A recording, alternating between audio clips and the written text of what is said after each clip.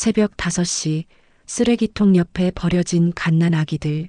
어떤 미친 부모가 이렇게 어린 생명들을 버릴 수가 있지? 1월 23일 제 이메일로 믿기 힘든 사연 한 통이 왔습니다. 단 한 번의 선택으로 여러분의 삶이 완전히 바뀔 수 있다는 걸 아십니까?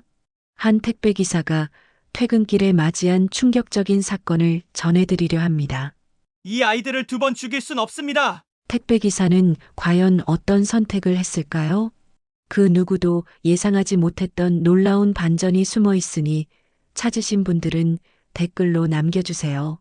바로 오늘 지난 25년 전 있었던 그날의 진실을 최초 공개합니다. 이번 사연은 끝까지 보셔야 후회하지 않으실 겁니다. 중간에 끊으면 하루가 굉장히 찝찝하실 테니 급한 용무가 있으신 분들은 나중에 시간 여유 있으실 때 다시 들으러 오시는 걸 추천드립니다. 여러분의 가슴을 울리고 눈시울을 적실 영등포 시장 뒷골목에서 일어난 감동 실화. 지금 바로 시작합니다. 그 전에 잠깐 구독과 좋아요 먼저 꼭 눌러주시면 대단히 감사하겠습니다. 안녕하세요. 저는 서울에서 택배기사로 일하는 박도연이라고 합니다. 오늘은 제 평범했던 인생이 완전히 뒤바뀐 그날의 이야기를 들려드리겠습니다. 서울 영등포 근처에 살고 계시는 어머님, 아버님들께서는 아마도 전부터 제 얼굴을 한 번쯤은 보셨을지도 모르겠네요. 여러분 댁 앞에 택배를 놓고 가는 수많은 택배기사들 중 하나였으니까요. 때는 2000년 1월 23일 새벽이었습니다. 서울의 날씨가 유난히도 추웠던 그해 겨울, 영하 12도까지 내려간 칼바람이 얼굴을 때리던 그날은 제 인생을 완전히 바꿔놓은 운명적인 날이 되었습니다. 새벽 5시, 저는 평소처럼 마지막 배송을 마치고 단칸방 월세집으로 돌아가는 길이었어요. 그날따라 유독 발걸음이 무거웠습니다. 밤샘 배송으로 지친 몸을 이끌고 영등포 뒷골목을 걸어가는데 문득 희미한 울음소리가 들렸죠. 처음에는 추위에 떨고 있는 길고양이 소리인가 했는데 가까이 다가가 보니 분명 아기 울음소리였어요. 불안한 마음에 휴대폰 불빛을 비춰보니 쓰레기통 옆에 놓인 종이상자 안에 얇은 담요로 둘둘 말린 갓난 쌍둥이 아이들이 있었습니다. 세상에 그 작은 아기들의 입에서 나오는 하얀 입김이 제 가슴을 찢어 놓았어요. 손가락은 이미 파랗게 얼어 있었고 울음소리도 점점 약해지고 있었습니다. 그 순간 저는 어떤 망설임도 없이 두 아이를 품에 안았습니다. 제 몸으로라도 아이들을 덮여주고 싶었거든요. 제 월세방은 겨우 반지하 단칸방이었지만 이대로 두고 갈 순 없었어요. 119에 신고하고 응급실로 달려갔죠. 다행히 큰 위험은 넘겼지만 의사 선생님께서는 30분만 늦었어도 동상으로 큰일 날 뻔했다고 하시더군요. 다음 날 아침 경찰관과 사회복지사 두 분이 병실을 찾아오셨습니다. 아이들의 상태를 확인하시더니 제게 진지한 표정으로 말씀하셨어요. 박도현 씨, 아이들을 살리신 건 정말 훌륭한 일이십니다만 입양은 그렇게 쉽게 결정할 문제가 아닙니다. 사회복지사님께서 걱정스러운 목소리로 말씀하셨습니다. 이 아이들은 친부모도 키우기 힘들어서 포기한 아이들이에요.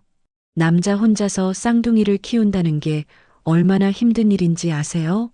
경제적으로도 힘들고 정서적으로도 많은 희생이 필요합니다. 동정심만으로는 할 수 없는 일이에요. 그 말씀을 듣는 순간 제 마음속에서 무언가가 울컥 치밀어 올랐습니다. 저도 알고 있습니다. 하지만 이 아이들을 2번 버릴 순 없어요. 제가 어릴 때 부모님을 잃고 친척 집을 전전하며 자랐거든요. 그때의 그 외로움을 아직도 잊을 수가 없습니다. 이 아이들에게 그런 아픔을 주고 싶지 않아요. 눈물을 참으며 이어 말했습니다. 저는 비록 가진 건 없지만 이 아이들을 위해서라면 뭐든 하겠습니다. 제 목숨을 걸고 잘 키우겠습니다. 부디 믿어주세요. 경찰관과 사회복지사님은 한참 동안 저를 바라보셨습니다. 제 진심이 전해졌는지 한숨을 쉬시더니 말씀하셨어요. 알겠습니다. 하지만 앞으로 정기적으로 확인하러 올 겁니다. 아이들이 제대로 된 양육을 받고 있는지 지켜보겠습니다. 그 말씀에 저는 고개를 깊이 숙여 감사 인사를 드렸습니다. 그리고 그날부터 본격적으로 아이들과의 새로운 삶이 시작되었죠. 퇴원을 앞두고 아이들의 이름을 지어주었습니다. 아침 해가 떠오를 때 제품에 안겨있던 모습이 너무나 예뻐서 태양 태자를 써서 태민이와 태준이라고 이름 지었죠. 앞으로 이 아이들과 함께 매일 해가 뜨고 지는 것을 보며 살아가겠다는 의미도 담았습니다. 퇴원하던 날 간호사님들이 아기용품을 조금 챙겨주셨어요. 기저귀와 분유, 그리고 작은 옷가지들이었죠. 그렇게 저는 두 아이를 안고 제 작은 월세방으로 향했습니다. 앞으로 어떤 어려움이 닥칠지 몰랐지만 이상하게도 두렵지 않았어요. 오히려 가슴 한켠이 따뜻하게 채워지는 느낌이었습니다. 집으로 돌아오는 길에 아이들이 제품에서 잠든 모습을 보며 생각했어요. 비록 제가 가진 것은 많지 않지만 이 아이들에게 줄 수 있는 것이 하나 있다면 그것은 바로 진심 어린 사랑이라고요. 그날 이후로 저는 더 이상 혼자가 아니었습니다.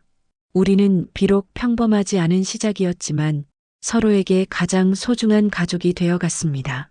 첫날 밤 아이들을 제 낡은 이불 위에 누이고 바라보며 마음속으로 다짐했어요. 어떤 어려움이 닥쳐도 이 아이들을 지키겠다고, 그리고 제가 가진 모든 것을 다해 행복하게 키우겠다고요. 그렇게 우리 세 사람의 새로운 인생이 시작되었습니다. 아이들과 함께 살게 된 첫 한 달은 정말 정신없이 지나갔습니다. 택배 일을 마치고 돌아오면 아이들은 늘 배고파서 울고 있었고 기저귀는 매일 산더미처럼 쌓여갔죠. 월급의 대부분이 분유값과 기저귀 값으로 나갔지만 아이들의 웃는 모습을 보면 모든 게 괜찮아지는 것 같았어요. 하지만 현실은 녹록지 않았습니다. 매일 새벽 3시에 일어나 배송을 나가기 전에 아이들 분유를 먼저 먹여야 했고 퇴근 후에도 잠잘 시간이 없었죠. 쌍둥이다 보니 한 아이가 잠들면 다른 아이가 깨고 한 아이가 울면 다른 아이도 따라 울었거든요. 도연 씨, 애들 어떻게 되는 거예요? 어느 날 저와 같은 아파트 택배함에 물건을 놓으러 온 김 기사님이 걱정스러운 눈빛으로 물으셨습니다. 제가 아이들을 키운다는 소문이 택배업체에도 퍼진 모양이었어요. 네, 잘 크고 있습니다. 혼자서 애들을 어떻게 키워요? 보육원에 맡기는 게 낫지 않을까요? 그 말을 들을 때마다 가슴이 아팠지만 저는 웃으며 괜찮다고 대답했습니다. 하지만 사실 그때는 정말 힘들었어요. 야간 배송을 마치고 돌아와서도 아이들이 울 때면 잠도 못 자고 안아야 했고 체력은 바닥을 향해 달려갔죠. 특히 태준이가 감기에 걸렸을 때가 가장 힘들었습니다. 밤새 열에 시달리는 아이를 안고 있으면서 아플 때 엄마 품이 그리울 거란 생각에 마음이 찢어질 것 같았거든요. 하지만 그럴수록 더 단단해져야 했습니다. 저는 이 아이들의 아빠이자 엄마가 되어야 했으니까요. 도연 씨, 이거 우리 애들 쓰던 건데 아직 멀쩡하니까 써보세요. 어느 날 같은 동네 마트 주인 아주머니께서 아기 옷과 장난감을 한아름 안겨주셨어요. 그리고 그날부터 우리 동네 주민들이 하나둘씩 도움의 손길을 내밀어 주셨습니다. 택배 일하러 가실 때 애들 제가 봐드릴게요. 제가 손주도 키워봤으니까 걱정 말고 다녀오세요. 옆집 할머니께서는 제가 일하러 나갈 때마다 아이들을 봐주시겠다고 하셨고 윗집 주부님은 가끔 반찬도 갖다 주셨어요. 주민센터에서는 한부모 가정 지원 제도를 안내해 주셨고 동사무소 직원분들도 많은 도움을 주셨습니다. 하지만 모든 게 순탄했던 건 아니에요. 어느 날은 관리사무소에서 민원이 들어왔다며 연락이 왔습니다. 아기들 울음소리가 시끄럽다는 거였죠. 그때 저는 정말 죄송스러웠습니다. 월세방이다 보니 방음이 잘 안 되는 걸 어떻게 할 수가 없었거든요. 죄송합니다. 최대한 아이들 달래보도록 하겠습니다. 고개 숙여 사과하고 돌아서는데 관리소장님께서 저를 불러 세우셨어요. 도연 씨, 우리 관리사무소 옆 창고 있잖아요. 거기 방음 잘 되거든요. 낮에는 아무도 안 쓰니까 애들 재울 때 거기서 재워도 돼요. 그 말씀을 듣는 순간 눈물이 났습니다. 세상에는 아직도 이렇게 따뜻한 마음을 가진 분들이 많다는 걸 새삼 느꼈죠. 생활은 점점 안정되어 갔지만 또 다른 고민이 생겼습니다. 아이들이 자라면서 필요한 것들이 점점 많아졌거든요. 장난감도 필요하고 옷도 자주 갈아입혀야 했죠. 그래서 저는 택배 일이 끝나면 근처 편의점에서 야간 아르바이트를 시작했습니다. 아저씨, 너무 무리하시는 거 아니에요? 편의점 사장님께서 걱정스러운 눈빛으로 물으셨죠. 하지만 저는 괜찮다고 웃어넘겼습니다. 제가 조금 힘들면 뭐 어떤가요? 아이들이 행복하게 자라는 게 더 중요했으니까요. 그렇게 하루하루를 보내다 보니 어느새 아이들은 100일이 되었고 돌이 되었습니다. 아이들 돌잔치는 못 해줬지만 동네 주민분들이 집으로 찾아와 같이 미역국도 먹고 작은 선물도 해주셨어요. 특히 기억에 남는 건 태민이가 처음으로 아빠라고 불렀을 때입니다. 퇴근하고 들어온 저를 보더니 까르르 웃으면서 아빠 하고 부르는데 그 순간 온몸에 전율이 흘렀어요. 태준이도 며칠 뒤에 따라 하더군요. 그때의 그 기쁨은 말로 표현할 수가 없었습니다. 하지만 기쁨만큼이나 책임감도 커져갔습니다. 아이들이 점점 자라면서 더 많은 것들이 필요해졌고 교육에 대한 고민도 시작됐죠. 어린이집은 어디로 보내야 할지, 어떻게 하면 좋은 아빠가 될 수 있을지 밤마다 이불 속에서 고민했습니다. 그래도 저는 매일 아침 거울을 보며 다짐했어요. 오늘도 웃으면서 아이들을 대하자고 지치더라도 따뜻한 아빠가 되자고요. 아이들은 제 인생의 이유가 되었고 저는 그들의 전부가 되어야 했으니까요. 아빠, 오늘도 화이팅! 출근하기 전 태민이가 건네는 그 한마디에 저는 온종일 힘이 났습니다. 비록 우리 가정은 평범하지 않았지만 서로를 향한 사랑만큼은 누구보다 깊었다고 자부합니다. 그렇게 우리는 하루하루를 이겨내며 조금씩 성장해 나갔습니다. 어느덧 태민이와 태준이가 5살이 되었습니다.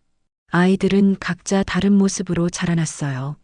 태민이는 활발하고 장난꾸러기였고 태준이는 조용하고 섬세했죠. 쌍둥이인데도 이렇게나 다른 성격을 보면서 신기하기도 했고 한편으로는 더 세심한 관심이 필요하다는 걸 느꼈습니다. 특히 어린이집에 보내기 시작하면서부터는 정말 많은 일들이 있었어요. 처음에는 아이들이 분리불안이 심해서 적응을 무척 힘들어했거든요. 태민이는 매일 아침대를 쓰며 울었고 태준이는 말없이 제 다리만 붙잡고 떨어지지 않았습니다. 아빠가 꼭 데리러 올 거야, 약속할게. 매일 아침 이런 약속을 하고 출근했지만 마음이 아팠어요. 다른 아이들은 엄마 손을 잡고 등원하는데 우리 아이들은 아빠 손만 잡고 다녀야 하니까요. 어느 날은 어린이집 선생님께서 따로 불러 상담을 하자고 하셨습니다. 태준이가 다른 아이들과 잘 어울리지 못한다는 거였어요. 혼자서만 구석에 앉아 장난감을 가지고 놀고 친구들이 다가와도 말을 하지 않는다고 하시더군요. 아버님, 아무래도 엄마의 빈자리가 크신 것 같아요. 전문 상담이 필요할 수도 있을 것 같은데. 그 말씀을 듣는 순간 가슴이 무너져 내렸습니다. 제가 아무리 노력해도 채워줄 수 없는 부분이 있다는 걸 새삼 깨달았거든요. 그날 밤 저는 태준이를 꼭 안고 이야기를 나눴습니다. 태준아, 아빠한테 말해줄래? 어린이집에서 왜 그렇게 혼자 있어? 잠시 침묵이 흐르더니 태준이가 작은 목소리로 대답했어요. 다른 애들은 다 엄마 얘기를 해요. 근데 저는 엄마 얘기를 할 수가 없어서. 그 말을 듣는 순간 눈물이 왈칵 쏟아질 뻔했지만 꼭 참았습니다. 대신 태준이를 더 꼭 안아주며 말했어요. 우리 태준이는 특별한 아이야. 엄마 대신 세상에서 제일 좋은 아빠가 있잖아. 그리고 태민이라는 멋진 형제도 있고, 우리는 다른 가족들과는 조금 다르지만, 그래서 더 특별하고 소중한 가족이야. 그날 이후로 저는 더 많은 시간을 아이들과 보내려고 노력했습니다. 주말이면 근처 놀이터에 데리고 가서 미끄럼틀도 타주고 그네도 태워줬어요. 비록 비싼 장난감은 사주지 못했지만 제가 직접 만든 종이비행기와 종이배를 가지고 놀면서 아이들과 추억을 쌓았죠. 특히 기억에 남는 건 태민이가 처음으로 자전거를 탈 때였어요. 중고 자전거를 사서 보조바퀴를 달아줬는데 태민이는 금세 타는 법을 익혔죠. 반면 태준이는 자전거 타는 걸 무서워했어요. 하지만 저는 끝까지 포기하지 않고 태준이를 도와줬습니다. 아빠가 잡고 있을 테니까 무서워하지 마. 천천히 해보자. 며칠을 그렇게 연습하다가 태준이도 드디어 혼자서 자전거를 탈 수 있게 되었어요. 그때 태준이가 보여준 환한 미소는 지금도 잊을 수가 없습니다. 하지만 가장 큰 시련은 태민이가 폐렴에 걸렸을 때였습니다. 갑자기 고열이 나고 숨을 제대로 못 쉰다고 해서 한밤중에 응급실로 달려갔죠. 입원을 해야 한다는 의사 선생님의 말씀에 저는 눈앞이 깜깜해졌습니다. 입원비가 얼마 정도 들까요? 떨리는 목소리로 여쭤보는데 의사 선생님께서 따뜻한 미소를 지으시며 말씀하셨어요. 일단 아이 건강이 먼저입니다. 나중에 분할 납부도 가능하니 걱정하지 마세요. 그렇게 태민이는 일주일간 입원 치료를 받았고 저는 병원과 직장을 오가며 정신없는 나날을 보냈습니다. 다행히 회사에서는 긴급 휴가를 내게 해주었고 어린이집에서는 태준이를 특별히 더 신경 써서 봐주셨어요. 입원 기간 동안 태준이는 매일 형 얘기만 했습니다. 아빠, 형은 언제 와요? 저도 형이랑 같이 자고 싶어요. 그런 태준이를 달래면서도 한편으로는 두 형제 사이의 깊은 유대감에 가슴이 뭉클했습니다. 쌍둥이라서 그런지 둘은 특별한 말이 없어도 서로를 이해하고 의지하는 것 같았어요. 태민이가 퇴원하고 집으로 돌아오던 날, 태준이가 자기가 그린 그림을 건네주었습니다. 그림 속에는 세 사람이 손을 잡고 있었고 그 위에는 서툰 글씨로 우리 가족이라고 적혀 있었어요. 그 순간 저는 깨달았습니다. 비록 우리 가족은 남들과는 조금 다르지만 그래서 더욱 특별하고 소중하다는 걸요. 우리는 서로에게 의지하고 사랑하면서 그 누구보다도 단단한 가족이 되어가고 있었습니다. 이렇게 우리는 많은 어려움을 겪으면서도 그때마다 서로를 보듬으며 이겨냈어요. 때로는 힘들고 지칠 때도 있었지만 아이들의 웃음소리를 들을 때면 모든 게 괜찮아지는 것 같았습니다. 그렇게 우리는 조금씩 성장해 나갔고 더 단단한 가족이 되어갔습니다. 초등학교에 입학할 나이가 되자 새로운 고민이 시작됐습니다. 태민이와 태준이를 같은 반에 넣을지 다른 반에 넣을지 결정하기가 쉽지 않았거든요. 학교 선생님께서는 쌍둥이의 경우 따로 공부하는 게 좋다고 하셨지만 아이들은 서로 떨어지기 싫어했어요. 아빠, 저 태준이랑 같은 반이 되고 싶어요. 태민이가 제 손을 잡고 애원하듯 말했습니다. 태준이도 고개를 끄덕이며 형과 같은 반이 되고 싶다고 했죠. 결국 저는 아이들의 의견을 존중해서 같은 반으로 배정을 요청했습니다. 하지만 학교 생활이 시작되면서 예상치 못한 문제들이 나타나기 시작했어요.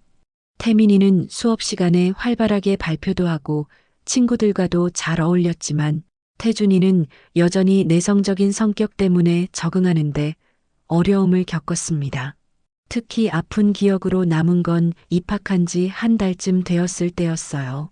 학부모 참관 수업이 있던 날이었는데 다른 아이들은 모두 엄마와 함께 왔지만 우리 아이들은 아빠인 제가 갔습니다. 야, 너네는 엄마도 없어? 우리 엄마가 그러는데 너네 아빠는 엄마 없는 애들 주워다가 키운대. 그날 하교길에 태준이가 울면서 이 말을 전해줬을 때 제 마음은 천갈래 만갈래로 찢어지는 것 같았습니다. 하지만 더 놀라웠던 건 태민이의 반응이었어요. 우리는 아빠가 있잖아. 우리 아빠는 엄마 아빠를 혼자서 다 하시는 최고의 아빠야. 태민이가 동생을 감싸 안으며 당당하게 말하는 모습을 보고 저는 눈물을 참을 수가 없었습니다. 그날 저녁 저는 아이들과 진지한 대화를 나눴어요. 태민아, 태준아. 우리 가족이 남들과 좀 다르다고 해서 부끄러워할 필요는 없어. 우리는 서로가 있잖아. 그게 얼마나 큰 행복인지 알아? 그렇게 말하면서도 제 마음 한구석에서는 자책감이 들었습니다. 제가 더 잘했더라면 아이들이 이런 상처를 받지 않았을 텐데. 하지만 이내 마음을 다잡았어요. 지금 중요한 건 제 감정이 아니라 아이들의 마음이었으니까요. 다행히 시간이 지나면서 아이들은 자신들만의 방식으로 상황을 이겨내기 시작했습니다. 태민이는 축구를 시작했는데 운동신경이 좋아서 금세 학교 대표 선수가 되었어요. 태준이는 도서관에서 책을 읽는 걸 좋아했는데 글짓기 대회에서 상을 받기도 했죠. 하지만 새로운 도전도 찾아왔습니다. 어느 날 태준이의 담임 선생님께서 연락을 주셨어요. 아버님, 태준이가 요즘 미술 시간에 계속 까만색으로만 그림을 그려요. 혹시 집에서 특별한 일이 있으신가요? 선생님의 말씀을 듣고 집에 와서 태준이의 그림을 살펴보니 정말 검은색으로만 채워진 그림들이 많았어요. 저는 그날 밤 태준이와 이야기를 나눴습니다. 태준아, 이 그림들은 무슨 뜻이니? 태준이는 잠시 망설이다가 조용히 말했어요. 아빠, 저는 가끔 엄마 얼굴이 어떻게 생겼는지 궁금해요. 다른 애들은 다 엄마 얼굴을 그릴 수 있는데 저는 못 그리니까요. 그 순간 가슴이 찢어지는 것 같았습니다. 하지만 저는 침착하게 태준이를 안아주며 말했어요. 우리 태준이가 그동안 많이 힘들었구나. 하지만 태준아, 엄마의 모습은 몰라도 우리가 서로 사랑하는 마음은 그림으로 그릴 수 있지 않을까? 우리 다음에는 행복한 우리 가족 그림을 그려보자. 그 후로 태준이의 그림에는 조금씩 다양한 색깔이 들어가기 시작했어요. 검은색 대신 파란색, 노란색, 빨간색으로 밝은 그림들을 그리기 시작했죠. 태민이도 자신만의 방식으로 동생을 도왔습니다.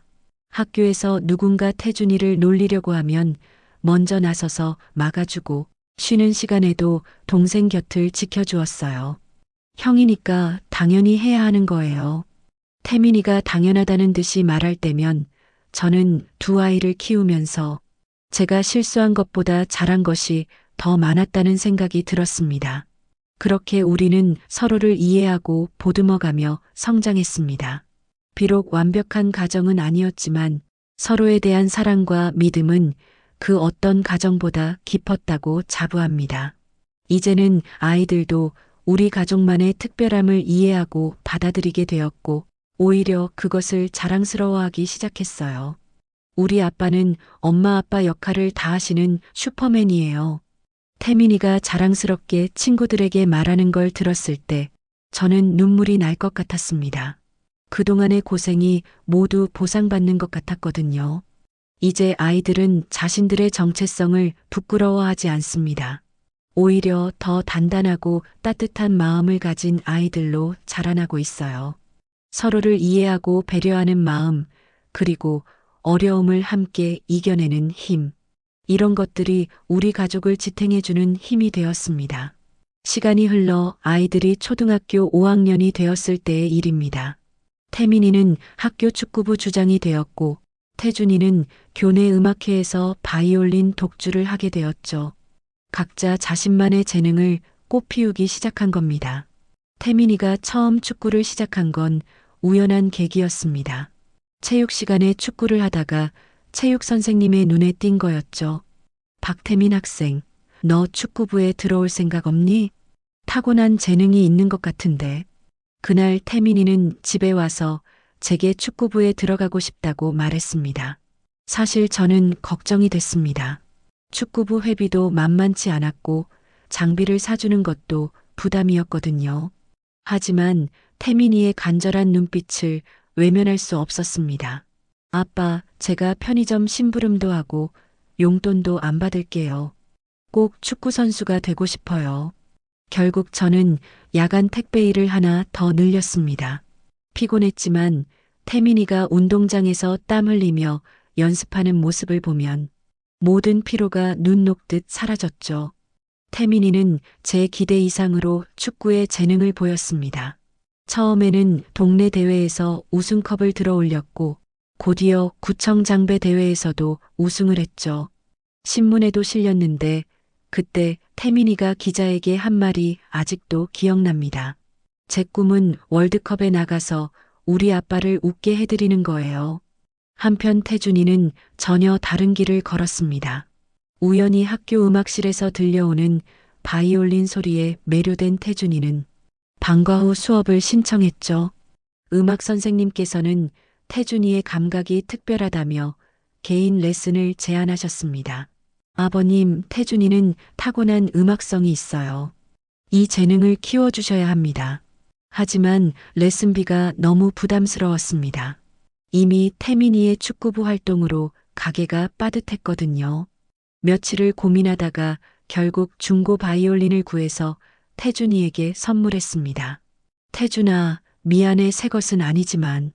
그런데 태준이는 오히려 제게 위로를 해주었습니다. 아빠, 중고라서 더 좋아요.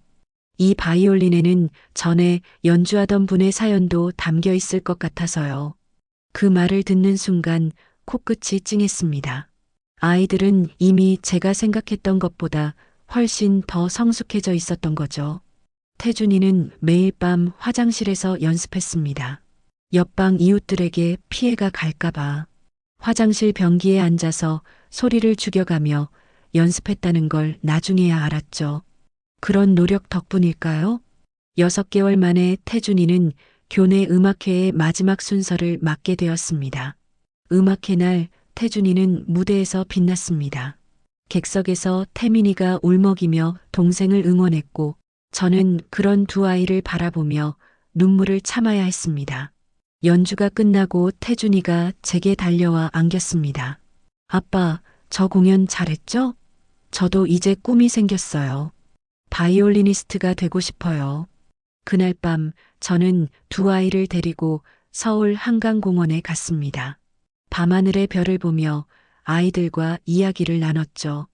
태민아, 태준아, 너희들이 각자의 꿈을 찾아가는 모습을 보니 아빠는 정말 행복하구나. 앞으로도 그 꿈을 향해 열심히 달려가렴. 아빠는 언제나 너희 편이야. 태민이는 축구선수가 되겠다며 더 열심히 훈련했고 태준이는 바이올린 연습에 매진했습니다. 저는 그런 아이들을 보며 생각했습니다. 비록 우리 가정이 남들과 달랐지만 이렇게 아이들이 자신만의 꿈을 찾아 건강하게 자라는 모습을 보면 제가 해온 모든 선택이 옳았다는 생각이 들었죠. 어느 날 태민이의 축구 시합을 보러 갔을 때였습니다. 태민이가 결승골을 넣은 후 관중석에 제게 달려와 안겼습니다. 아빠, 저 꼭 성공할 거예요. 그동안 고생하신 아빠한테 이제는 제가 효도할 거예요. 그 말을 들으며 저는 생각했습니다. 제가 아이들에게 해준 건 많지 않지만 적어도 꿈을 꿀 수 있는 용기만큼은 전해줬다는 거리요. 그리고 그것이야말로 제가 아이들에게 해줄 수 있는 가장 값진 선물이 아니었을까 하고요. 두 아이는 서로가 서로의 가장 든든한 지원군이 되어 주었습니다. 태민이가 경기가 있는 날이면 태준이는 항상 응원 나왔고 태준이의 연주회가 있을 때면 태민이는 가장 큰 박수를 보내주었죠. 그렇게 우리 세 사람은 서로를 응원하며 각자의 꿈을 향해 한 걸음씩 나아갔습니다. 그리고 어느덧 25년이란 세월이 지났습니다. 그날 쓰레기통 옆에서 발견했던 작은 생명들은 이제 어엿한 성인이 되어 각자의 자리에서 빛나고 있습니다. 태민이는 K리그에서 활약하는 프로축구 선수가 되었고 태준이는 유명 오케스트라의 바이올리니스트로 활동하고 있죠. 태민이가 처음 프로팀에 입단했을 때가 기억납니다. 입단식에서 태민이가 마이크를 잡더니 이렇게 말했죠. 저를 여기까지 키워주신 아버지께 이 영광을 바칩니다. 아버지, 이제는 제가 아버지를 행복하게 해드릴 차례입니다. 그 말을 듣는 순간 지난 세월이 주마등처럼 스쳐 지나갔습니다. 추운 겨울날 아이들을 품에 안고 집으로 돌아오던 순간부터 학교 운동장에서 축구하는 모습을 지켜보던 날들까지 태준이도 제게 큰 선물을 안겨주었습니다. 첫 독주회를 마치고 무대에서 인사할 때였죠. 제가 음악을 계속할 수 있었던 건 모두 아버지 덕분입니다. 화장실에서 연습할 때도 한 번도 실은 내색 않으시고 늘 응원해 주셨죠. 오늘의 연주는 제 인생의 은인이신 아버지께 바칩니다. 지금도 두 아이는 바쁜 와중에도 주말이면 꼭 집에 찾아옵니다.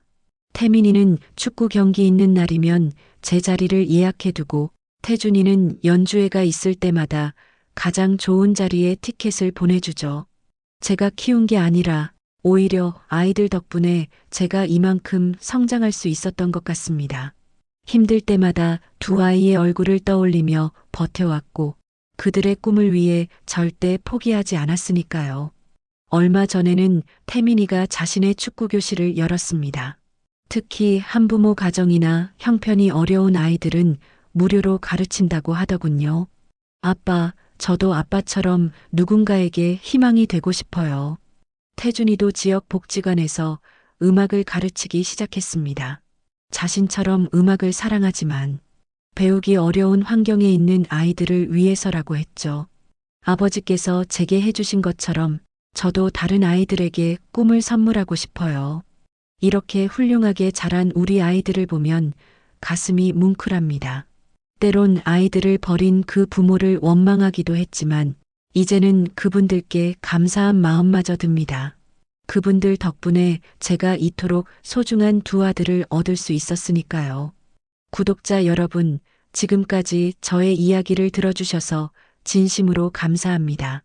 25년 전 그날 한 택배기사가 두 아이를 만나 새로운 가족이 된 이야기. 우리가 서로를 의지하며 이만큼 성장할 수 있었던 건 여러분처럼 따뜻한 이웃들의 관심과 사랑 덕분이었습니다. 이 이야기가 힘들게 자식을 키우신 모든 부모님들께 작은 희망이 되길 바랍니다. 그리고 지금도 어딘가에서 홀로 아이를 키우고 계신 분들께 전하고 싶습니다. 여러분은 결코 혼자가 아니라는 걸, 그리고 그 헌신과 사랑이 반드시 아름다운 결실을 맺으리라는 걸요. 우리 모두가 서로에게 따뜻한 이웃이 되어 주시길 소망합니다. 그리고 여러분의 소중한 가족을 더 깊이 사랑하는 하루 보내시기 바랍니다. 오늘의 사연 어떻게 들으셨나요? 마음의 등대 채널 구독 후 사연자분께 응원의 댓글을 달아주시면 감사한 마음을 담아 두 분을 추첨하여 직접 선물을 보내주신대요. 당첨 결과는 다음 영상을 통해 확인해 주세요. 유튜버로서 인생 제2막을 펼치고 있는 62년 범띠 언니, 저 마음의 등대가 구독자분들의 밝고 지혜로운 실버 인생을 응원합니다. 오늘도 마음의 등대 사연을 끝까지 들어주신 구독자 여러분, 진심으로 감사드립니다. 그리고 사랑합니다.